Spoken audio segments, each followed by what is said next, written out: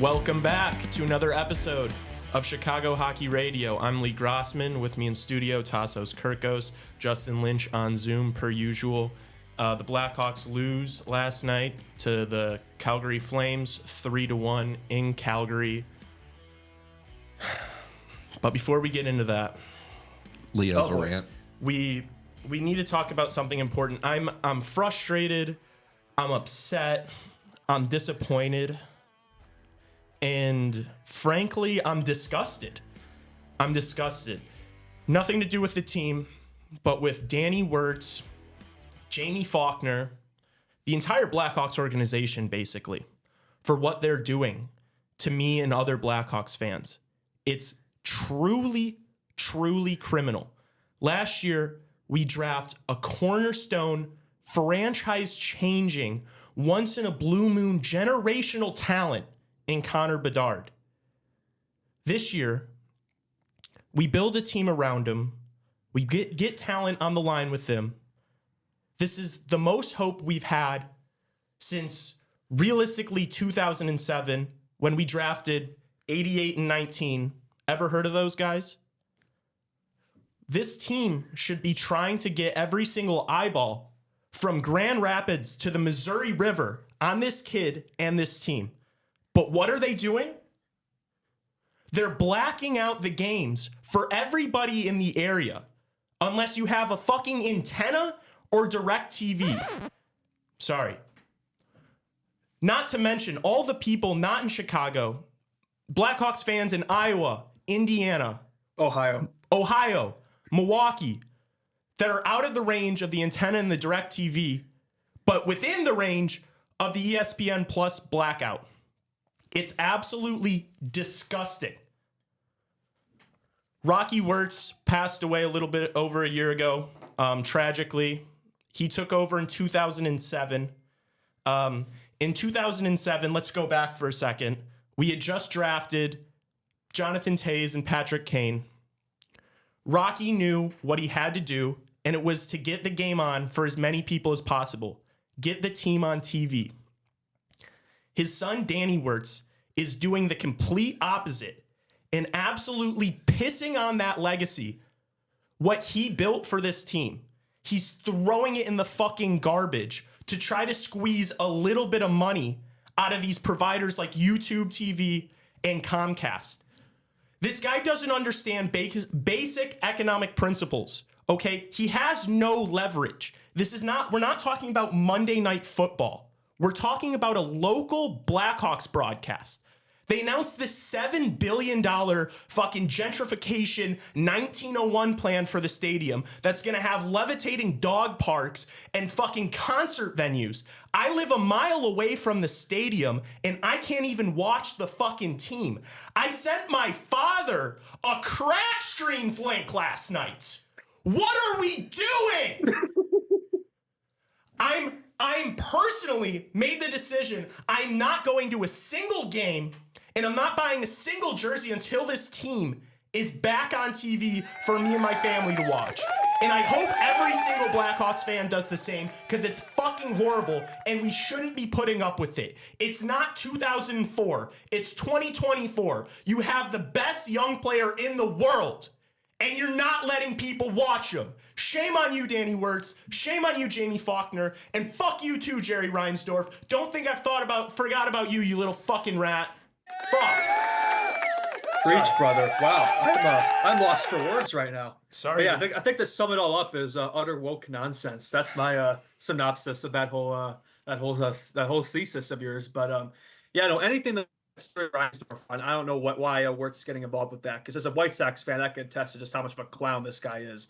Run this organization into the goddamn ground. So I'm still going to the Blackhawks game on Saturday though, so I haven't really changed my mind there. Still going, but I can see what you mean when you say that. But yeah, it is a shame for sure. I'm off tomorrow. I was thinking about going to the game. I was gonna get a ticket, but this shit is getting ridiculous. And you know what? Change didn't happen until it started hurting their pockets. My dad, every time I remember growing up, going to the United Center with my dad and him being like, dude, this did not exist. Like, Rocky has changed this completely. Like, you are so spoiled. And I didn't understand it then, but I sure as hell do now, because this is absurd that we're putting up with this. And he told Ben Pope interviewed him yesterday. And yeah, he I read said, that article before we started. he said that that a deal is not going to be done because both sides need to see the value. It's like, what do you think these big streaming platforms are going to see in a local Chicago Blackhawks broadcast? That's not how you're going to make your money. You're going to make your money from having the best player in the world and a team that's competing for Stanley Cups. Not your local TV deal with Xfinity. That's not where you're going to put an advertisement on the jersey, Circus Sports, whatever. Jamie Faulkner, you're a genius. Round of applause. Fucking yeah, way to ruin the best home jersey in sports by putting Vegas gambling ads in the jerseys. That's great. That'll solve all our problems with our revenue. And just Danny Wirtz saying that their main goal is trying to get the game in front of as many eyes as possible. Don't fucking lie to me. Don't do that. Because if that was the case, you would have made your own streaming platform. You would have made your own app, and it would have been free or like $10 a month. And it would have been able for anybody in the entire Midwest to purchase. But it's not, because you're trying to get more money. It's the same thing with the 1901 project. It's the same thing with the advertisements on the jersey. They're trying to do everything they can to squeeze every single penny out. I have an idea. Instead of the 1901 project, let's get some fucking cup holders in the United Center. Jesus. How does that arena still not have cup holders? It's like, literally, it's like we're going back to how it was before 2007. It's like he's doing what his grandpa did and not his father. It's skipping That's a generation. insane. It's so bad, and it's just so sad. At a terrible time too. Like, this is like the worst possible time for something like this to happen. Exactly. I mean, we're in like it's only up from here. This rebuild of Connor Bedard, this team on the rise. It's not like the 2000s when this team was unwatchable. It's like you probably weren't missing much. You're definitely missing shit right now if you can't watch this Hawks team right now. Yeah, everyone wants to watch. Like it, and you're only gonna get more viewers. And it's like, now's the time you should be putting this kid in front of everybody's nose so that when we're contending, all these people are already fans. They're bought back in. I don't mind the fair weathered fan. Obviously, I've been watching since I could remember, and after the deterioration of the dynasty team, I was still watching every game. It was hard. I didn't want to before we got Bedard. Like, I love this team, but I'm okay that like a bulk of the city doesn't really care unless they're really good. That should be always going to be the case. It's always going to be the case, and the standard then should be that we need to always be good to keep people engaged. And you got Kyle Davidson, who really He's does doing a fantastic job. Management's been great. This is not a knock on Blackhawks management, by the way. This is ownership we're ranting. It's ownership. Yeah. Kyle Davidson, you have what seems to be a young, competent general manager who has a plan and a vision for this team and has been executing that plan for the past couple years. And now it's like, it just feels like you're taking 3 steps backwards. Yeah, no, it's definitely a shame. And he talked about his 5-year plan. We're at year 3 of it right now. And I think most of us would say, like, looking back at this organization 2 years from now, the way the roster looked, I don't think many of us had much hope. I mean, what Davidson's done in his 3 years here really needs to be studied. I mean, the rebuild's clearly making a ton of progress, getting a lot better, a lot closer to that goal. And I think Davidson, you could see it, the way this roster's constructed, all the prospects, the quantity, the quality. It's like, this team, when we're good, should have sustained success. That's definitely the plan. And yeah, I mean, hopefully by that point, we actually have a solid TV situation figured out. But yeah. I don't know. I don't know if the end's in sight. Just based on that article, it's like they're obviously holding out. They're wanting a certain number. And if I were to guess, these carriers are not anywhere close to that number. And why should they be? Sounds like a lot of wish-washing in that article. Like, it doesn't sound like a lot of solutions are on the horizon. Yeah. This could be an issue for a while, unfortunately. It could be. Yeah. And I'll continue to be bombarded with tens and tens and hundreds of DMs. How are I watching these games? How are you watching the game? It's like, man, it's ridiculous that we're dealing with this in 2024, man. For everyone watching, I'll tell you how you watch the game.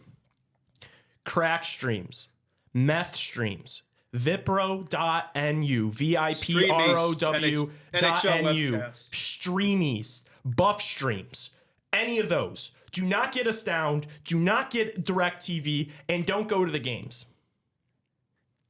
Hey, Raven, can you look something up for me? I got you. Can you look up how many teams in the NHL right now do not have jersey sponsors currently? They don't have one on the road though. It's just home, to be fair. But for the Hawks, Yeah, I want to read some of the quotes from this article. We're negotiating. This is Wirtz. We're flexible. Unfortunately, in these cases, it takes two sides to find the value in this. So that's where we're at right now. But I'm hopeful. What used to be more guaranteed media rights has shifted to where we're sort of in control of our revenue based on ad revenue. The model has shifted. We're betting on ourselves that we can get back up there in the short term. It's a factor.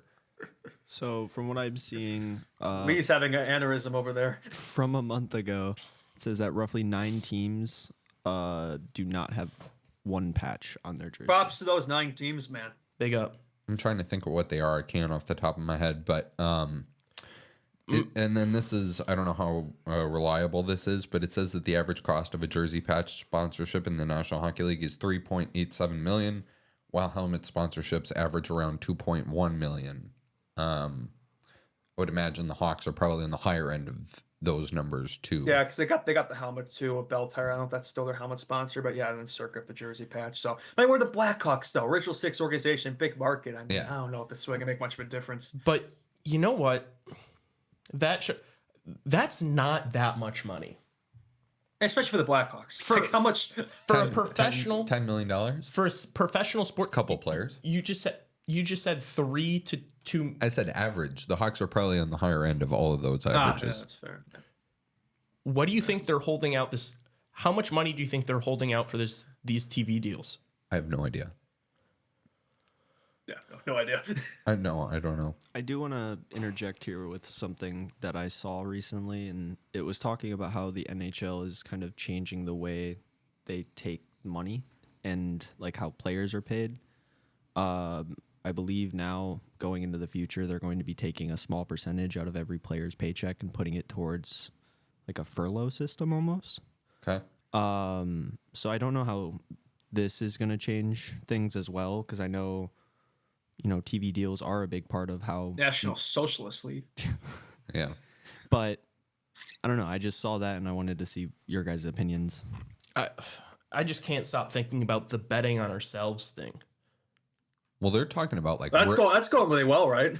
So Yeah. betting. If what you're is that? betting on yourself, you're gonna take a lower deal and have the most amount of people watch, because then you're betting on the team to succeed. Because if this team succeeds, you're gonna make a ton of money. If we go back, if Connor Bedard and whoever we have in this core group kind of emerge in the next couple years, if they're successful, it's gonna be the same thing that the dynasty in the 2010 to 2015 team saw. It's like you're gonna have sellouts every single night. Blackhawks tickets were so much more expensive back then. 10 years ago, they were more expensive than they are now. And that's with inflation and everything going on with the economy. It's like you're going to make so much more fucking money because you have Connor Bedard.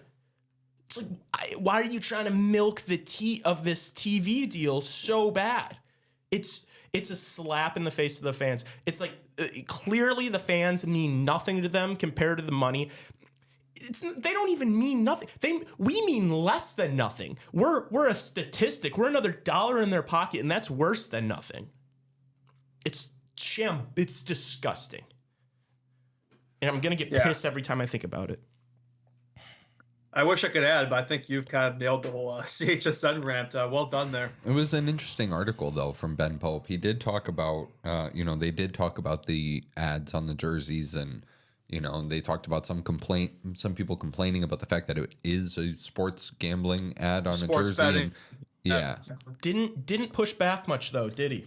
no, he And didn't. I feel bad for these beat reporters like Ben Pope, Mark Lazarus. It's like they know how horrible this is for the team, for the franchise, and for them as well. But they can't say really say anything anything about it because they basically work for the They teams work for the insiders. team. Yeah. They don't want to bite the Yeah. hand that feeds them. They want to get fired. Yeah. But don't worry, Lazarus, Pope, I got you. Danny Wirtz doesn't do shit for me.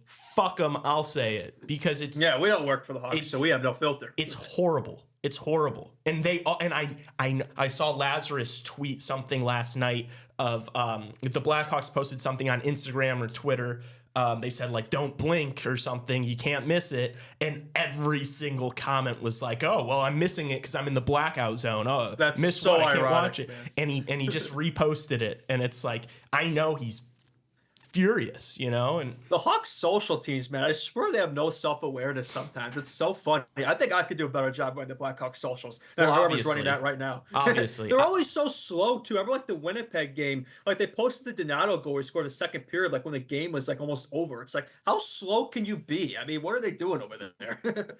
can you imagine if B-Hawks memes was in charge of the Blackhawk social media? That would I'd literally... just be posting shit posts. It would be the most followed account in the NHL. It would be But insane. there are pages that do that, like the Panthers page. Like I know. they post still have like brain rot content, They've- Stanley Cup and shit. These a lot of these social media teams have been getting a lot better. They've been Yes. trying to be like connect more with people, like young people.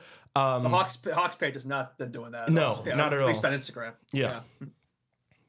B-Hawks memes for Blackhawks admin. Hell yeah. Yeah, they would not hire my ass. No. Not woke enough. That would be awesome. The rest of the article just kind of talks about him in his first year as chairman of the Hawks, and basically just saying that he thinks that they're in a good business spot right now, which Good for that's them. not really a surprise. Yeah, Good for them. it's the Blackhawks. It's the Blackhawks. You just drafted Connor Bedard. Yeah. Go ahead and give Shocker. yourself a pat on the back. That was really all you. That was all you guys. Way to go. So I think the Blackhawks have like around $5 million in cap space right now.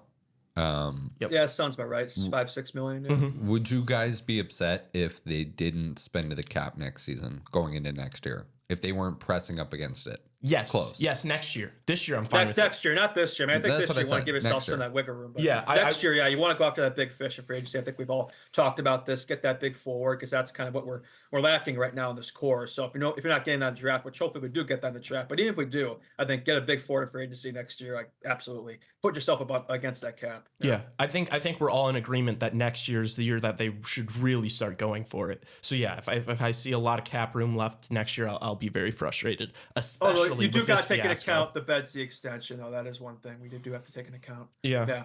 But I think they can kind of plan around that, and Yeah, for they have. That's why I feel like they signed so many like 2-year deals this year. Yes. A lot of that'll come out the books, right? Yeah. Yeah, for sure. All right. The Chicago Blackhawks lose 3-1 to the Calgary Flames last night. Justin and I broke it down on the post-game show, which was fun, by the way. And if you haven't checked those out, please do. Yeah, we do I them- think that's our best content, our Yeah. post-game shows. Yeah. Yeah. So you guys go to YouTube, watch us there, get those notification bells rung, and yeah, get to watch us. I think do a good job breaking these games down. So get involved in the chat, talk with you guys a lot. So yeah, please head there. and subscribe to that page too. Quick plug for ourselves. Any thoughts more from last night's game? Any more expounding thoughts? Maybe stuff, Justin, that we talked about last night. Anything you thought about more, or Lee? Anything you want to get off your chest? I didn't get to watch the game. I just watched your guys' post game show because I was just at work. Wait, you weren't able to watch? No, I was at work, so I didn't get to Oh, watch I the think game. that's at what the all. whole first 20 minutes of the show was about. Well, no, I thought that was like, I thought like he was watching on some Russian stream or something. I didn't realize he was working. Okay, fair No, enough. yeah. I was working, but my dad was texting me the entire time trying to get okay, like my fair ESPN Plus login. Yeah. I'm like, Dad, it's not gonna work. It's not there. Trust me, it doesn't exist. You have to use one of these sketchy sites. And he's like, I don't want to get a virus. And I'm like, fair enough, dude. I'm sorry that it's come to this. Was it blacked out in Chicago? Because I'm in Ohio. It wasn't blacked out for me. So Chicago, it sounds like it must have been blacked out. Yes, Yeah. it was. Yeah, I it checked. was. Okay, so that's why I was getting so much message about that yesterday. Yeah. That makes sense. And by the way, that's going to be the new norm for the rest of the season. Shit.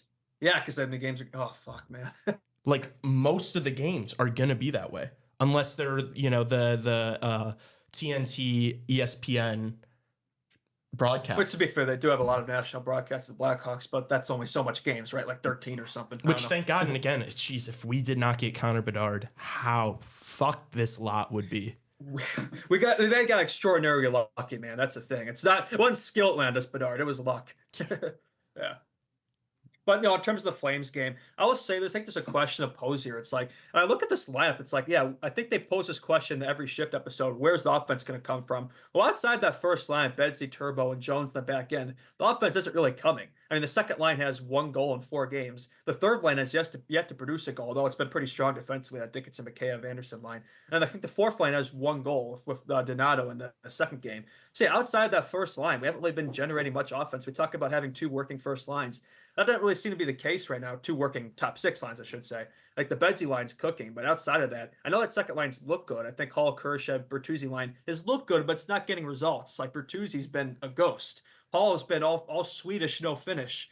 Kurashev's looked good. I think he's been snake bitten, but I think we gotta generate more offense throughout the lineup if this team wants any chance to sustain success this year. I mean, as good as Bedsy Turbo connection is, like we can't rely on them. And Jones has been great in the back end as well. That's another topic. How good Seth Jones has been to start the season, but I think that's just an interesting question to pose. I don't know what you guys think about that. Yeah, can I ask you guys a question? I understand a little bit why you'd want like a guy like Pat Maroon in the lineup. We've already seen that he's a smart veteran player. Get Lucas Reichel in there. I do not care. No, but he brings a physical presence. He's a bit of a goon, and I think they need that. He's a smart player. He's a smart player. But why? Why do we have Mikheyev and Joe? That's what I'm more upset about. Mikheyev and Joey Anderson. He's been terrible. What do they bring to the table? What's the point of playing them night in and night out when you've got guys like Lucas Reichel that are scratched, that are on a prove it deal that you just signed? Why is he riding pine when you got? Who is Joey Anderson? Like send that guy to Rockford. It does not mean to be up here right now and get Reichel in that lineup. I mean, for real. And Donato was good. They put Craig Smith in there, and he hasn't done anything. So yeah, I guess Maroon, he brings that physicality, but it's like Mikheyev, he's been awful, man. On how many opportunities has he had this year to bury empty netters? He hasn't done so. On the forecheck, he has no finish. I mean, when was the last time he scored a goal? I think Canucks fans could attest to this. I think he went like all of like half of last season without scoring a goal and nothing in the playoffs. Am I wrong in saying that? I don't think so. He's not a very productive player, but I mean, we so far on the show, we bring up like Pat Maroon and Craig Smith a lot, but it's like I think Pat Maroon has looked way better than fucking Joey Anderson and Mikheyev. Yeah, I still don't think he should be on the second power play unit, but I agree with you there. I would probably scratch Mikheyev, Anderson over them. Yeah.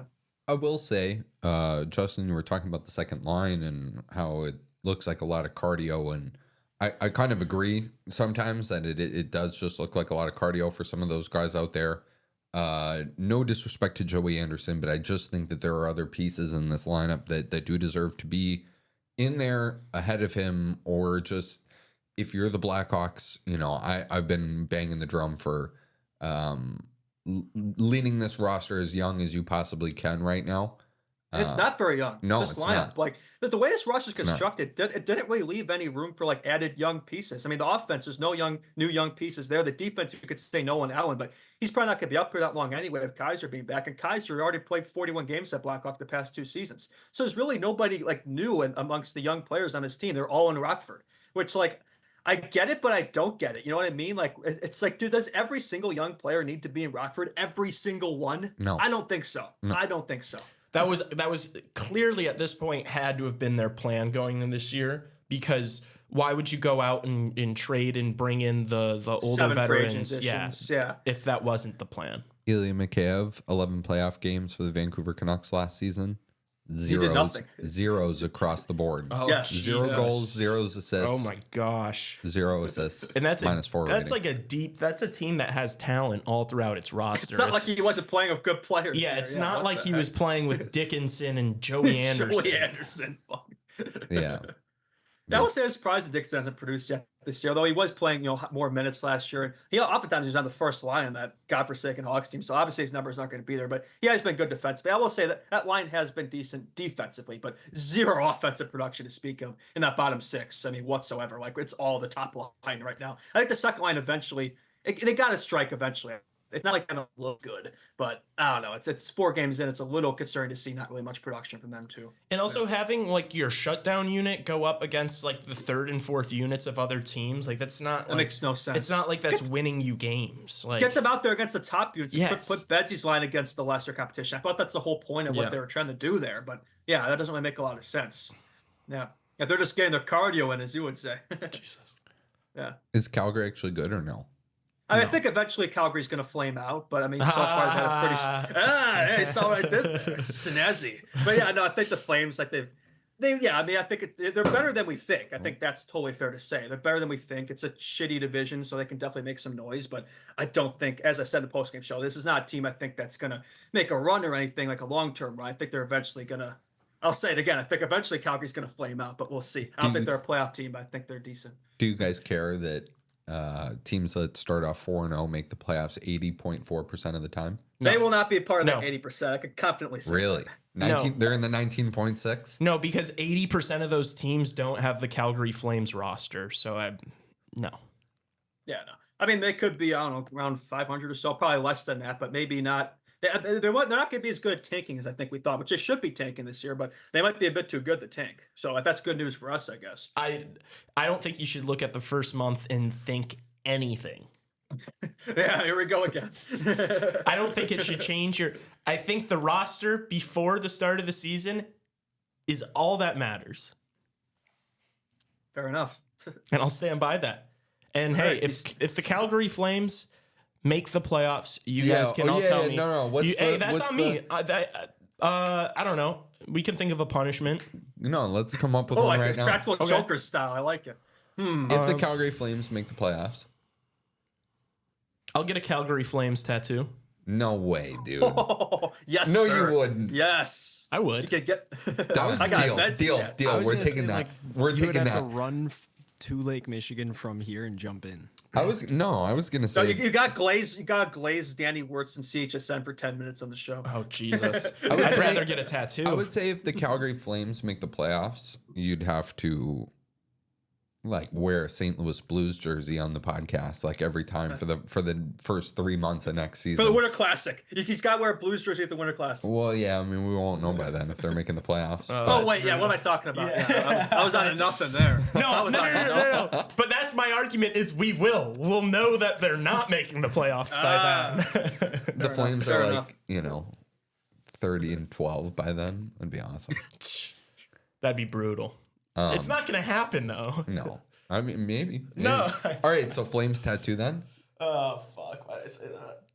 Yeah, all right. That would look good, though. Flames tattoo. That would be a nice tattoo. All right. If the Calgary Flames make the playoffs, they're not going to make the playoffs, right? I'll get a Calgary Flames tattoo if they make the playoffs. All right, there we go. The C with the fire. I like it. Again, that other arm there. You got a lot of tattoos. It's a great logo.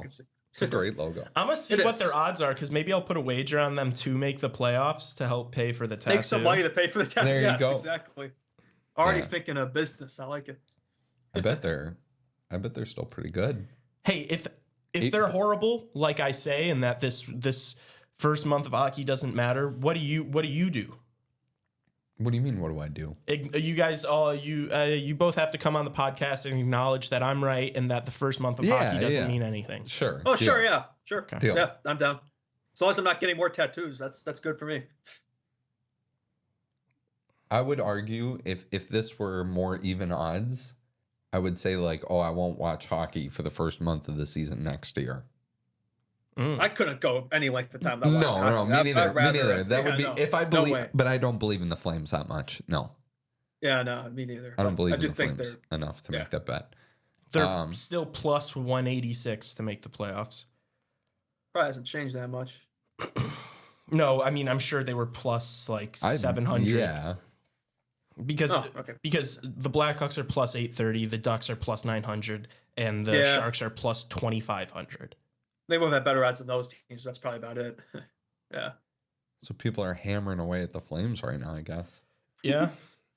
Which is so stupid. Because that's overreaction. Because if you're doing that, it's because you don't know hockey because the first month doesn't matter. So, I mean, the book thanks you for your tithe. Little off topic, but I won't. I was all right. Interesting tidbit. Of the three teams we've lost to so far, I think expanding on your point there, they have a combined 1 loss. The only team that's lost is Utah. The Jets are undefeated right now, and the Flames. So I don't know, guys. I mean, maybe that's saying something right there. Probably early days, but I just thought that was kind of interesting. I saw. It's saying my point You think that's proving you're right? yes, that Yeah. bad teams win early in the year because it I doesn't don't think count. the Jets are a bad team. No, Utah. Hawks I don't have think one they're a win. bad team. Yeah, In 4 games on and a road they've trip, looked and pretty against- good. Yeah. Okay. Yeah, All right. yeah. All right. Oilers have 1 win. I wanted to have a Seth Jones conversation today, just because, and maybe we could save it for Friday. Watch and see how tomorrow goes. We owe him an apology. Is that what you're? No, I wasn't familiar with your game. No, I was familiar with his game. It's just his kids. As we always said many times, we don't really dislike Seth Jones. It's just the contract. yeah. But he's playing. I would say the way he's playing now, I can't complain about him. Shit, yeah. If he finishes with 60 points this year, it's worth the contract. Yeah. It's over a point per game right now. He Bedard and Table all have 5 points. Then there's a big gap after that. Those 3 have been cooking on the offense. Not to mention he's playing difficult. He's playing on the penalty kill. He's the quarterback of the power play. He's playing almost half these games. I mean, yeah. If he He's keeps, been impressive. if his production's like this, Seth Jones is worth what we're paying him. Close. Yeah. Right? That's what I'm saying. I mean, don't get me wrong. He's been bad the past couple years. But if he plays like this, it's like, yeah, that is a For the whole season. But that's the thing, though. He's been so streaky throughout his Hawks tenure. No, for sure. For sure. Yeah. No. Granted, yes. If he drops off, then yes. No, we can still be critical of him. But I've been so critical of him, and I'll be the first one to admit and say, like, if a guy performs, it's like, you have to take that back. You know? Yeah, no, for sure. There were still Hawks fans calling him yesterday. I saw him I'm like, no, he had a great game yesterday, Seth Jones. Like, were we watching the same hockey game? Like, there are some people who just hate Seth Jones so much. This fan base who just refuse to ever acknowledge when he does anything right. Which I'll be honest, I'm not the biggest fan of the contract, but I don't mind Seth Jones, and I'll be like you. Like when he plays well, I'll be the first one to be there, and and give him credit for it. So 100%. I just hope he can put together, because like the Blackhawks the last 2 seasons, he hasn't been able to put a full year together. I think he got the slow starts, then like after the All-Star breaks, he would turn on. The trade deadline last year was great, like in March, April, but the whole season before that took him until January to score a goal. So, but if he could put a full season together, which he kind of did his first season, like 21-22, he had a pretty good connection with Cat and Kane. I thought he was pretty good on that back end, but his defense has gotten better. If his offense can be there too, yeah, he could definitely be close to $9.5 million worth. Yeah. I don't know if I'll go that far, but yeah. So here are the players, and it's all of the players, but here are the players that are signed through 2027, 2028. Which is 2 years from now. Yes. That For the list Blackhawks, includes, for the Blackhawks, Tyler Bertuzzi. It includes Seth Jones. And it includes Alex Vlasic. And that's it. That's it. It's pretty awesome. Tavo's year before that, right? Yes. Tavo's Okay. UFA the year before Bertuzzi's that. that just tells me, man, Bertuzzi's got that's a 4-year deal. Like, Yeah. that is a 4-year deal. My math is right. Okay. He's got to pick it up, man. I know we're only 4 games in the season, but yeah, I mean, that's a guy. He's going to be here for a while. Like 5.5. Yeah. It's fine. He's not going to be this bad forever. Little streaky. That's fine that's great Very for, streaky, actually. especially by 2027, wherever the cap's going to be, that's going to be great for a second line forward. And Vlasic and Jones is about 2030. I didn't realize it was so few players. They're in 2030. They are in such a good position.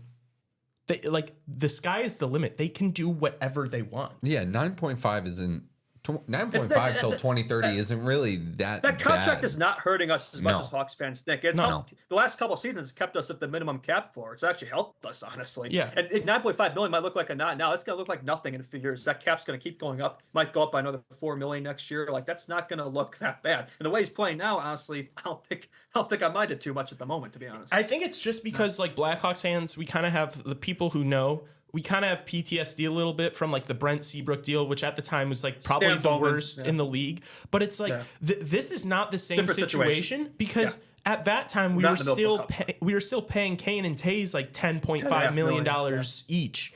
This is not the same. What Tassos just said is crazy. We have 3 players on the books in 2 years. 3 years. Which is great. It sets us up great for those prospects. And we got Bedsy extension and all that. Yes. But like the players coming off the players coming off the books this summer, it's like players we know: Taylor Hall, Athanasiou, Donato, Craig Smith, all guys. Philip Kershaw's an RFA, Pat Maroon's a UFA. That Kershaw's a big one there. Wyatt Kaiser's an RFA, Martinez is UFA. Yeah. So I mean, there's players coming off the books, and then the next summer it's everybody else basically that's on the team too. Can I ask you Yeah, guys a question? Yeah. Yeah, it's about Kershaw. No. If next year, we're getting close to the trade deadline in the middle of the year, in like around February, and Next year. Okay. yeah, next year, and we're on the 2026. around the playoff bubble. We're right there. Yes. Would you want to go? Would you want to see them go out and get a big name like 1 year rental right No. before Bedard's ELC? I told you. I think the Blackhawks need to go out and get a superstar with term. Okay. I was thinking, like a free agency, like 2025. What if they do both? That star player. They're not there. What are you yet. giving up though? I don't love the idea of giving up like a hot prospect or something like that for like, especially if we're on like a bubble team too. If like it's not like super convincing, it's like I don't know. I agree You don't with have enough NHL level depth amongst your prospects. Like you need Nazar and Moore to be on the Chicago Blackhawks, not on the Rockford Ice Hogs. Same Yes. with Kevin Korchinski. Yes. Yes, I hope they're all there next year. And I'm putting Oliver Moore into that. Like this is at the very least, a higher level. And Moore might again, be your way. He might. and be again, I've told you guys this multiple times on the show. We also know who our second line center is going to be for the future. AJ Spellacy, your boy. So we gotta get that merch going. That 2C merch. Yeah. But I was talking to Andrew Berkshire, who covers the Montreal Canadiens today, and he was talking, the Montreal has the same problem as the Blackhawks, where they have just so many defensive prospects, and not all of them are going to play at the NHL level. So it's up to the organization to figure out which ones are, like which ones you believe are going to play at the NHL level, and then, figure out what to do with the rest of them, and maybe try and package them for more than you may deem their value at. So I think it's like a combination for that. But, also, like on top of that, even if all these defensive prospects that we have are NHL caliber, you still then have to make a decision because they can't all play. We have more than 6 guys. Yeah, way more. So way more. You're not gonna put 3 defensemen on the fourth line of the forward group. Korchlev, Vlasic, Jones, Renzel, Del Mastro, Kaiser, Allen. That's like 8 right there. Yep. There's Phillips, there's Krevier. There's like 10. That's like 10 defensemen there. Yeah. Yeah. Crevier, I don't think is NHL defenseman. Maybe, but I don't know. Thoughts on the home opener tomorrow, fellas? San Jose Sharks. Yeah, I'm looking rolling forward into to it. town. I think you got to take that W, man. I mean, especially without Celebrini. If Celebrini left Sharks, I think that is confirmed, right? Like, there's no shot Celebrini's playing tomorrow, right? He's not. Okay, so got to take that win, although it is hockey. You never know what can happen. But we owned the Sharks last year. I think the way we've looked, this on this opening road trip, I think suggests a win tomorrow. But we don't know what the lineup's going to look like yet. I'd be interested to see what potential changes they make, if any. I would hope they finally get Reichel in the lineup, but it's probably not going to happen because Richardson just hates Reichel. But yeah, we'll see. I probably think Mrazek gets a start. I'm looking forward to it, though. I'm hoping for like a 6-3 Hawks win. That's my prediction personally. But yeah, what do you guys think? I think I might bet on the Sharks to score first and the Blackhawks to win. Okay. I think they got the slow start, maybe because like you're getting back from this long road trip, first game at home opener might be some nerves. I don't know. I think they might be a little sluggish in the first period. That's fair. It is kind of a quick turnaround, right? I mean, because you're getting back today, probably, I don't know, like a morning skate and then game. Yeah. It's hard. It's still just almost hard to be excited for it just because of the CHSN thing. I'm still excited, man. Because I'm finding ways to watch the games, even though they're sus, But I do feel for people who are having issues with it. But I'll still be there happily on Saturday. But I understand your point. I'm still gonna be streaming. I'm gonna be illegally streaming allegedly the game, and I'm gonna be excited and rooting for the team. But I'm gonna stop admitting that, and I think you should too. I'm Mr. Blackhawks memes, man. I can't go against my team here. It's not the team I blame; it's ownership. I think that's separate, man. I don't have you got to separate the entities here. I'm not on Instagram right now, but have you been? If you haven't, you need to do me a favor and just start in every single post. Just start shitting on Danny Wirtz and this whole CHSN. I did have one in my post game post yesterday. I had CHSN and that absolute ass. Okay, all right. But I'll do some more. Yeah, please ramp that up. Once per post, like I'll just be like, shitting on CHSN. You have a platform. You need to use it. Use my voice. Yeah, use your voice. Make your voice. You guys. I have a dream that one day all Blackhawks fans can watch the games. Any lineup changes tomorrow you guys think or should happen. I mean, For the love of God, get Lucas Reichel in the lineup. What Yeah. are we doing? What are we doing? Get Joey Anderson out there. Get Ilya Askayev out of there. Like, get Reichel in that lineup. And play Nolan Allen. Why is this young defenseman just sitting on the bench rotting? Get Brody out of there. He's been terrible. So that's the changes I would make. And then start Peter. Yeah. Yeah, they'll probably go with Mrazek tomorrow, home opener. I don't think so. Yeah. They're, they should be in a better spot than the Sharks right now. So, but the Sharks are they're playing competitive right now. They're, punching above their weight. No, I think they'll be better than, it's hard to get worse than last year. And you're bringing in, Celebrini and Will, the Prince of Bel Air, Smith. So, the team will be better. It looked better. So, yeah, I'm looking forward to Bedsy versus Will Smith there. That matchup should slap. I've definitely made that joke before, but I'll keep making it. This is from Brooke Loferno. I think her last name is. She covers the Blackhawks for the Hockey Writers.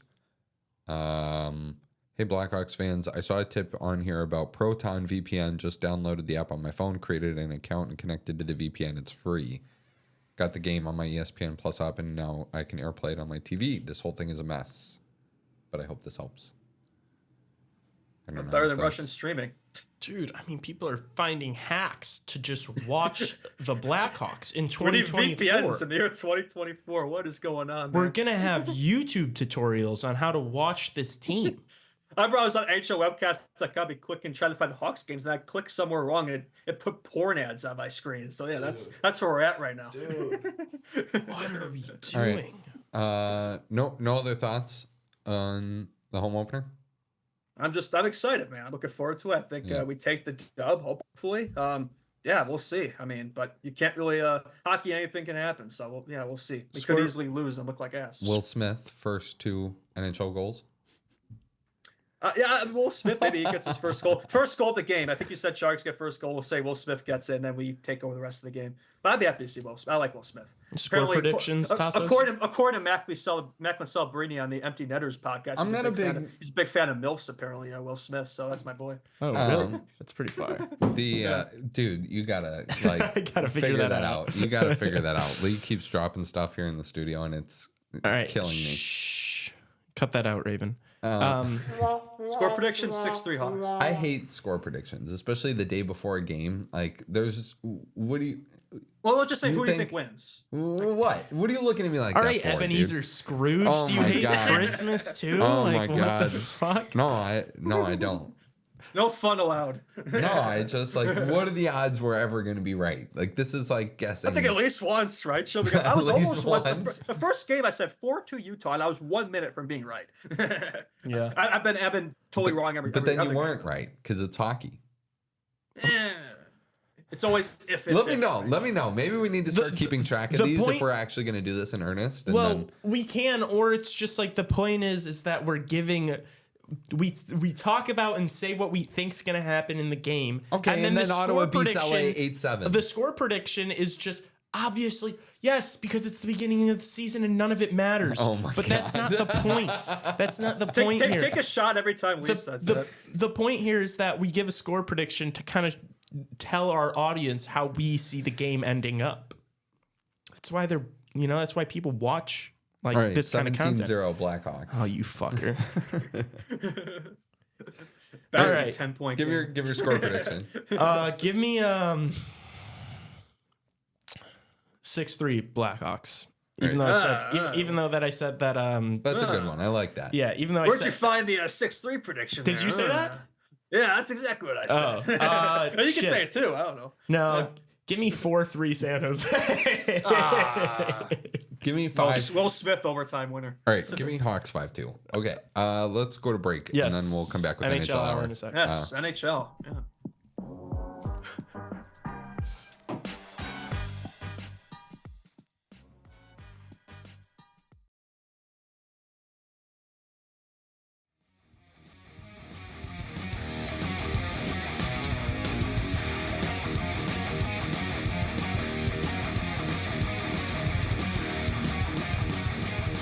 All right.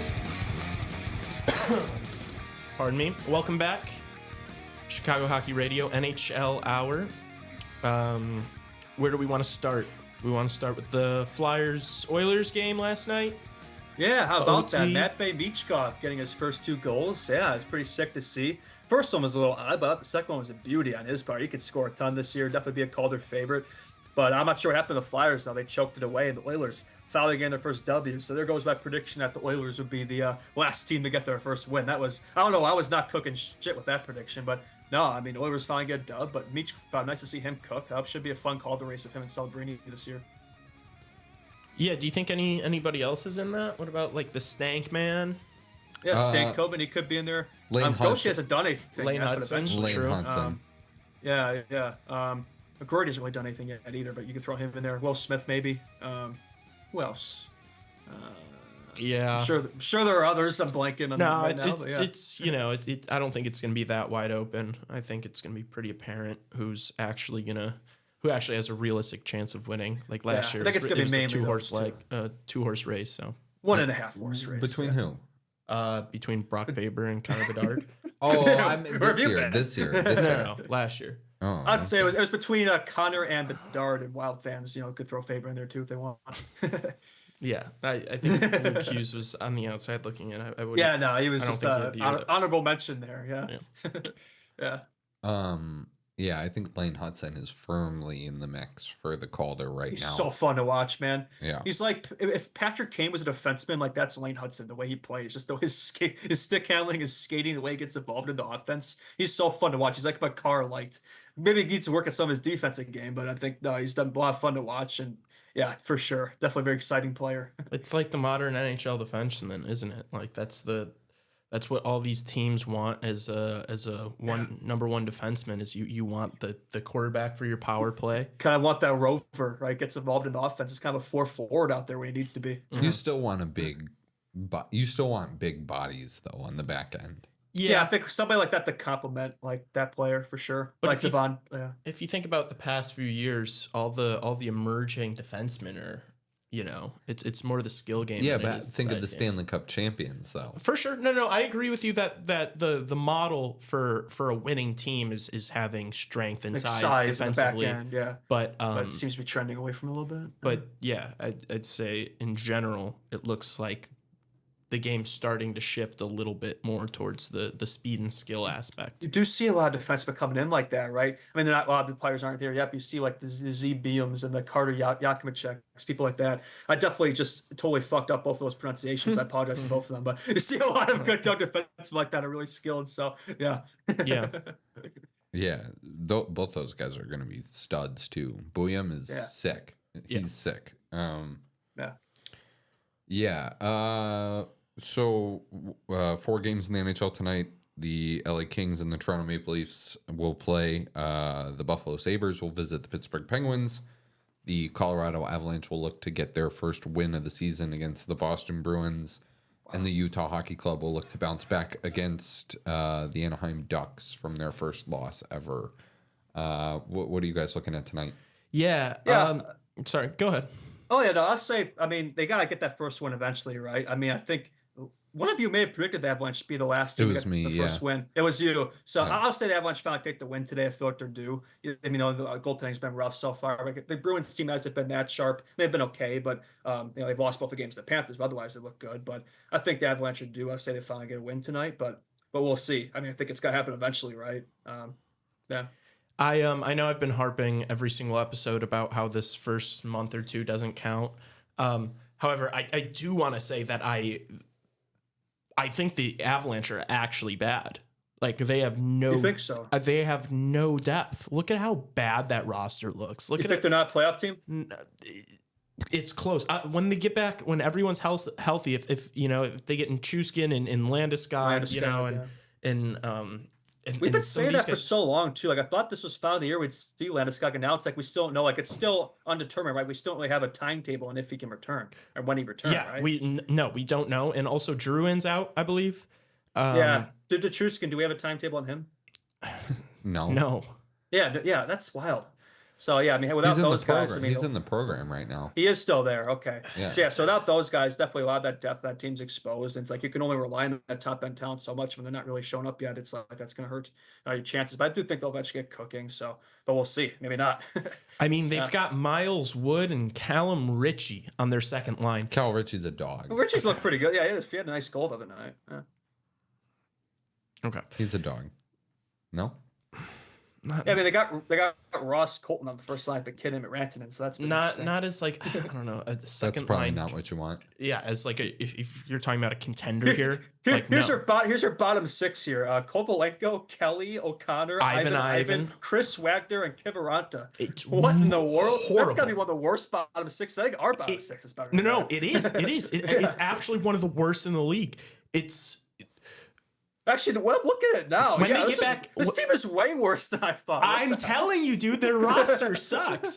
And even when they get those guys back, like when you get Landeskog back and Nichushkin back, it's like you're gonna have such a big hill to climb because of how bad this roster is. Like, yeah, they're gonna be in a really bad spot. Where's I would Devon not. Tays? Is he out too? Yeah. I would not be surprised if this team misses the playoffs. And Lekkonen's out too. Man, they have a lot of guys are out. And not enough people are saying that. Like you think of McKinnon, Makar, you're like, yeah, that's enough. It's come on. But no, it's I like mean, they have no depth. After that, and they have Casey so many, Middlestat's the best player in the offense after those two. Not much after that. which by the way, I said on the last podcast that I was betting on him to score a point. He scored a goal that game, so Yeah. Yeah, you called How that do you one. do? And I said the Islanders will win that game too, and I called that. So we cooked with that one. yeah. But yeah, I wouldn't be overly surprised if that team does not make the playoffs just because of how badly injured they are and how their insane lack of depth. I think they're going to start the year horribly as they already have 0-3. Kylington, the top pair, Bakar. And it's going to be quite the hill to climb back from. I think it's going to be similar to Edmonton last year, and I do not think this team has. Even when Edmonton was losing last year, I was like, so this team can obviously still win a Stanley Cup. Just because if you just look at the roster, it's like they've got talent throughout this roster. When I look at this Avalanche team, I don't feel that way whatsoever. Yeah, I think Georgiev's going to get exposed of a much worse team in front of him. I think that team last year made him look way better than the playoffs, got absolutely torn up and It's a great torn to point. shreds. And I think that's going to keep happening with a lot of these good players out, as we mentioned. Yeah, for sure. I think that's a great point. And yeah, if his confidence is so shot at the start of the year because, he's putting up like an 830 save percentage and he's got a dog shit team in front of him. It's like, how are you, how you can't really just turn the switch like that, like you gotta get some good games under your belt before you can start playing. Speaking winning of hockey. goalies there, how about Philip Gustafson's goalie goal the other night? That was pretty something. Yeah, huh? that was awesome. He's got more goals than McDavid so far, and Matthews, I believe. So yeah, that's something. People love to throw those stats around. Hey, it's for fun. We're being I'm fun such here. a hater right now. Talk about This guy Austin does not like Matthews. any fun. How dare you say that? Well, okay, that's gonna probably be over tonight. So I don't know, man. We don't know.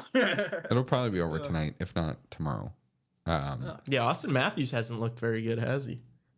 He's playing like every game's game 7 over there. Are we switching games now? Yeah. I was gonna ask you guys Perfect about the segue. Bruins. I was gonna ask you guys about the Bruins, but we could talk about the Maple I Leafs. talked about the Bruins one. Yeah. Maple Leafs. They're playing the Kings tonight. Yeah. That's an interesting matchup. Yeah, I don't know. Marner and Nylander got on the board the other day. Matthews still So now hasn't it's Matthews' scored. turn, perhaps? Yeah. Yeah. Could be the night. I mean, He scores in bunches too. So if he scores one, it'll be 2 or It'll be 3. a get hat 2 trick. more. It'll be You a get a hat hat trick. trick. Yeah. Probably. Yeah, that's the way he does it, right? This guy had 69 goals Yeah, last maybe year. Nice. a So, yeah. 2-goal prop for Matthews might not be a bad thing to start taking these next couple games. I saw a clip of Anze Kopitar today on Toronto Sports Radio where he talked about not scoring in Toronto. He hasn't scored in Toronto, so maybe Anze Kopitar. His entire goal, too. career? I guess so. Yeah. It's crazy. Wow. Maybe they haven't played much though. Oh yeah, I mean it's He plays Kings like Leafs, twice so a year, he plays yeah. like once a year in Toronto. Yeah. Yeah, so I guess True. that's fair enough. That's not that crazy. That's still like 15 games though. If he's had that long of a career, longer than that. He's had like what 16, 17 years now. I mean, my goats, Yeah. Tays and Kane would never, but yeah, no, Kane owed the Leafs, man. I always remember that when he owned Matthews at the Hand Sally in 2019. That was pretty cool. Tassos, you're unbiased. You're not like a lifelong Blackhawks fan like we are. Who do you think was a better two-way centerman, Anze Kopitar or Jonathan Toews? Don't bring up longevity. I know obviously Toews isn't even in the league right now. And his prime Tays, but career, unfortunately. Yeah. I think Kopitar just, sometimes the offensive ceiling was higher with Kopitar even. And, you have the Selke winning level of play from him. Not that Toews wasn't that, but there was just a competitive era for the Selke that was pretty much dominated by Patrice Bergeron. Toews won. Tays won 2013, I think. It's one of those years he won one. I think just the fact that Bergeron was in the league that kind of hurt a lot of chances of winning it. But I think he was as good, if not better, two-way center in his prime, mind you. I mean, in his prime, I think there was a time when I think only Crosby and Ovechkin were considered the better players in the league at one point. I think 2010, 2015 era. I mean, that's debatable, but he was definitely top 5 at one point. I remember arguing like 2013, 2014, 2015 time that Jonathan Toews was the best player in the world. I argued that he was better than Sidney Crosby just because he had won what he had won at that point and the level that he was playing at. Obviously not as offensively productive as those guys, but what he did defensively, he was 27 to 2015 Tays was better than 2007 to 2015 Kane. But I think starting 2015, that's when Kane separated himself and Tays kind of started to decline a little bit. But yeah, I would say so. Do you guys know how many times Patrice Bergeron has won the Selke Trophy? 7? I want to say it's like, I was going to say that. I swear I was going to say that. It's 6, which is still fucking ridiculous. Yeah, that's nuts. I was actually going to say 6, guys. They should rename it. They should rename it after him. No. They might. How about the Jackets, Anna and Goudreau? That was pretty nice the other night. Yeah. It was pretty good. Emotional. Yeah. Yeah.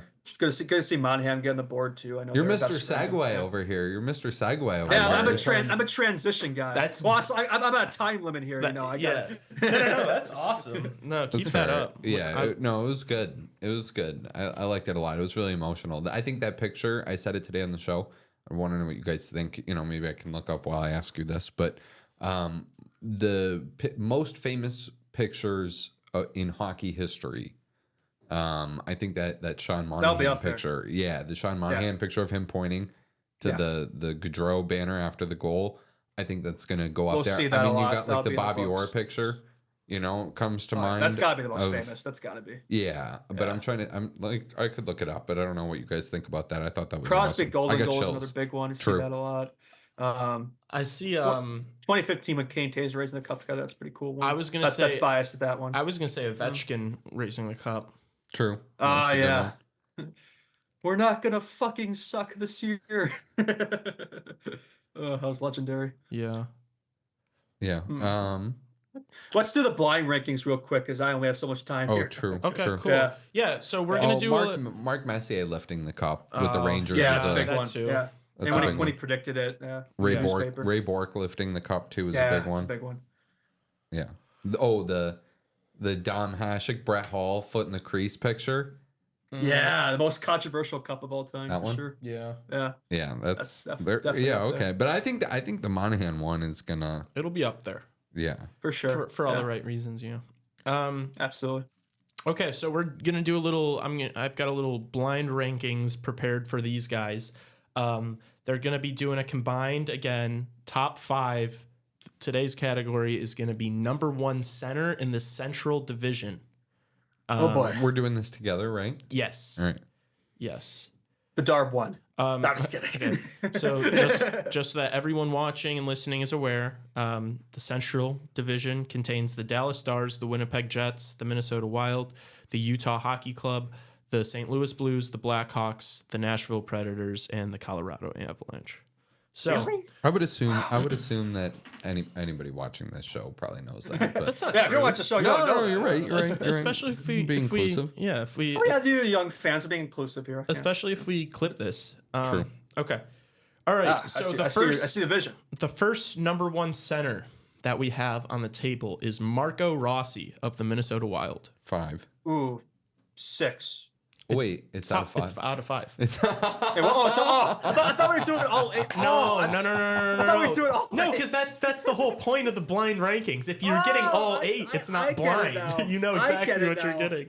Wow, this is real genius work for me. Yeah, 5. All right. But genius is always frightening, boys. All right, 5 for Marco Rossi. All right, the second player here is our baby boy Connor Bedard. You know what? I'm gonna say McKinnon doesn't show up. I'm gonna put him 1. Fuck it. Yeah, he's gonna make us look like either really big Blackhawks homers or He should be 2. He should be 2 because McKinnon would be number 1. But I think if we're including everybody, I'd put Betsy 2. But I'm gonna bank on McKinnon not showing up, and I'm gonna put Bedard 1. You agree? yeah, I might argue that Rupe Hintz is a better player right now than Connor Bedard, but I'm thinking like potential wise this season. That's what I'm thinking. I think by the end of the season he could be better. yeah, all right, I'm good with 1. That's Okay. We could put him 2 if you want. No. You're right. Okay, so we have Bedard at 1, and we have gonna Marco show us Rossi next. at 5. Yeah. McKinnon's definitely showing up next. I swear to Yeah. God, if he does. Nathan fucking McKinnon. punching something. Shh. Third player, Barrett Hayton of the Utah Hockey Club. 4. 4. Okay, Oh boy. Oh boy. Oh boy. all right. This is where we got screwed last time. boy. Fourth player, Rope Hintz. 2. Yeah, 2 is fair. Okay, God damn it! Don't be McKinnon. Don't be McKinnon. Don't be McKinnon. I swear to God. Mark Scheifele. 3. Yeah, 3. We cooked. You You like can that? argue Scheifele. Yeah. at Do you 2, like but Hayton? That's a Do good you list. would you keep Barrett Hayton at 4 over Marco Rossi? Yeah, it's, Yeah. you know, Yeah, I think that's fair. Depends I mean, on the day. Okay. yeah, that's I probably Yeah, you'd it's probably not swap bad. them. Yeah, Let's say maybe swap Rossi, Hayton. You could argue Scheifele. I'd say Hayton's probably. I better did. than I was Scheifele. trying to trick you guys by not putting Nathan McKinnon. Yeah, I didn't 'Cause fall for the bait. I didn't take the bait. I was really hoping you guys were gonna wait for number 1 and then have Mark Scheifele as your. Hell no, I'm number putting one. my boy number 1. Which I honestly actually, think, Mark Scheifele. If somebody, you could argue that Mark Scheifele is the best center right now on this list. right now, Yeah. I think right now Bedard might Yeah. be 3, but I'm thinking by the end of the season he's going to be 1. So I think there's a different mindset here. Are you thinking like today? Or are you thinking like potential wise what they can be like toward soon? I don't know. I guess. Yeah, I'd say right now, I think I'd go Mark Scheifele, Rope Hintz, Connor Bedard, Marco Rossi, Barrett Hayton. I think would be mine. But That's fair. I think Rupe Hintz is really good. I agree. Yeah, I'd probably have him too. All right. Fuck it. I'm a Betsy Homer, the biggest glazer there is. I'm going to put him No, one even when he probably your should. guys' list. That list was that it ended up being pretty good. So Yeah. Anyway, it's been good cooking with you guys. I gotta get going to my classes here, but anyway, See you in Adios. post game Awesome. tomorrow. see you in the post game. all right, peace out, Justin. All right, so now it's just then there were 2 And then there were 2. holding down the fort. Thoughts on I don't know, where do you want to take where do you want to talk about? Do you want to talk about the Kings a little bit more? You want to talk about the Bruins? You want to talk about another game tonight? You want to talk about the Utah Hockey Club? I want to talk about. I feel like I haven't talked to you about the Leafs much. Yeah. I would love to hear a little Yeah, man. Tassos Leaf segment. You know. How do you feel about the team right now? Let me pull up Daily Faceoff and just see what this roster is looking like, and how have you felt about the line combo so far? How have you felt about like Pacioretty? Pacioretty is going to be interesting to me as far as the fact that he's another bonus guy and they're all games played metrics, and I think they're like 9 and 35. How he produces, what Matthew Nyes looks like is a big storyline for me with the Maple Leafs. There's some fun things like how many goals is Austin Matthews going to score this year, and is he going to win the Rocket? And I think the goaltending is very interesting with Anthony Stolarz and Joseph Wall, who can't seem to stay healthy. And, he's a Midwest guy. He's from Missouri. Hildeby too, and Yeah. Hildeby's good. He's good. Nylander's supposed to be a game time decision tonight. Yeah, I guess we'll see about that. But Guess he's sick. yeah, I think they're really deep. It's big for hockey when these original 6 teams are really competing for the Stanley Cup and even winning it. I think the NHL would love the Maple Leafs or the New York Rangers or Chicago to be in the final. Mm-hmm. So Yeah, I don't know. I think Oliver Ekman-Larsson looks really good. I think this team looks better than last year. Yeah. Oh, yeah. And yeah. I think Chris Tanev. I mean, that's Craig Berube's coach has really spiced things up a little bit too. yeah. Well, not really if you listen to his post-game press conferences, but Has he been boring? yeah. Oh, yeah. Compared to Sheldon Keefe? Yeah. Oh, yeah. But it's, it's fun. Tough opponent tonight in the Kings. I don't know how to feel about the Kings, really. Yeah. I'm not super high on them, but it's early season. You want to see Matthews get on the board for sure, right? Yeah. Yeah. Tonight you'd Break the door open. especially, I could check Daily Faceoff now. Darcy Kemper was the question or the presumed starter tonight, but I would assume they turned back to him as well, but we will see right now. No, it is David Riddick confirmed for tonight. So maybe it will be a hat trick night for Austin Matthews. Should be a points night. Yeah, it should be a points night, but yeah. All right. Well, what else are you looking at around the NHL? I don't know. I didn't have much, honestly. No, me neither. My preparation for this podcast was just getting fired up about CHSN and then putting together a blind rankings. Yeah, we're definitely gonna have to put that out as its own kind of thing tonight. Oh. Yeah, that would be really cool.